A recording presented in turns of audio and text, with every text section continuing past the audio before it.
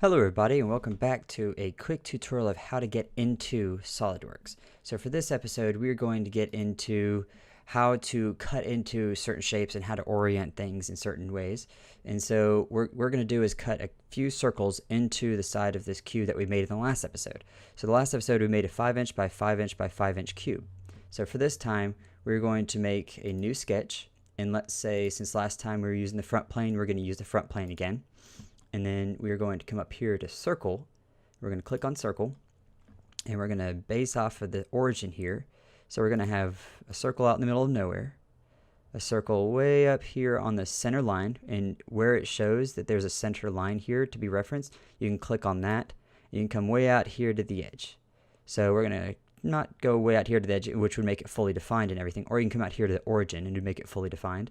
But we're going to kind of come out here to the midpoint of that, which is now a soft reference to this. And then let's say we're just going to come out here in the middle of nowhere, and we're going to make all three of these fully defined.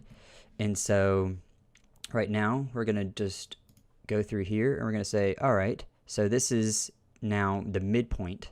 See the little reference, it kind of pops up, it says midpoint of this line. We're going to go, okay, we want this to be 2.5 inches. So it's 2.5 inches, it has a center point, and it knows exactly where it is. So it has an X position, it has a Y position, and it has a radius. These do not have any of those. This kind of has an X position, so I'm going to go ahead and say that this distance right here is 1.5. So now it has an X, and I'm going to go, all right, and now here it's going to be 2.5.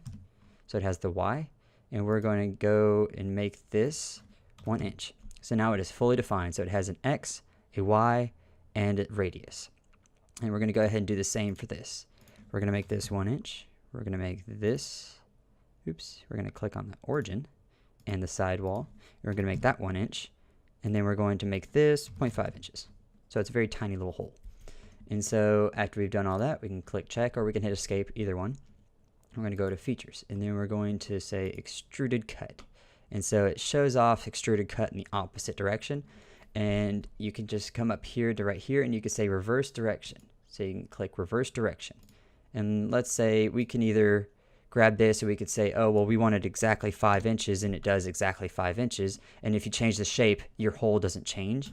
Or if you say, okay, no matter what my shape is, I want you to go through the whole thing no matter what. So if I go back into the circle or the cube that we made, and I make this dimension 7 inches, it will have 7-inch hole. And if I go through here and I just say a blind hole, it goes up to something. Or I say, let's just go through the different types of cutting here.